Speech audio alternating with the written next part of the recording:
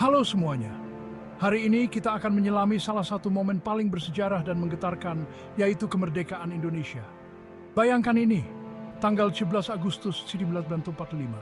Setelah berabad-abad dijajah Belanda dan pendudukan brutal oleh Jepang selama Perang Dunia II, Indonesia berdiri di ambang perubahan besar. Ketegangan memuncak, harapan semakin membara. Muncullah Soekarno dan Hatta, dua tokoh paling penting dalam sejarah Indonesia. Di hari yang menentukan itu, mereka berdiri di hadapan kerumunan sederhana di Jakarta dan memproklamasikan kemerdekaan Indonesia. Bukan hanya kata-kata yang mereka ucapkan, namun tekad dan semangat juang jutaan rakyat Indonesia yang telah lama merindukan kebebasan. Mari kita mundur sedikit.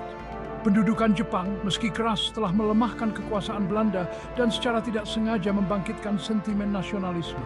Jepang menjanjikan kemerdekaan, namun terus menundanya. Pada Agustus 1945, dengan kekalahan Jepang yang sudah di depan mata, waktunya telah tiba. Para pemuda gelisah siap untuk meraih takdir mereka. Ketegangan mencapai puncaknya pada 16 Agustus. Aktivis muda menculik Soekarno dan Hatta, membawa mereka ke Rengas Dengklok, mendesak mereka untuk segera mendeklarasikan kemerdekaan. Ketakutan terasa jelas. Bagaimana jika sekutu kembali dan memberlakukan kembali kekuasaan Belanda? Waktu terus berdetak. Akhirnya, Soekarno dan Hatta mengalah. Kembali ke Jakarta di sebuah rumah sederhana di Jalan Pegangsaan Timur, mereka menyusun proklamasi kemerdekaan. Soekarno membacakannya dengan lantang keesokan paginya. Kami, bangsa Indonesia, dengan ini menyatakan kemerdekaan Indonesia. Hanya 15 kata dalam bahasa Indonesia, namun kata-kata itu bergema di seluruh Nusantara. Namun, kemerdekaan hanyalah awal.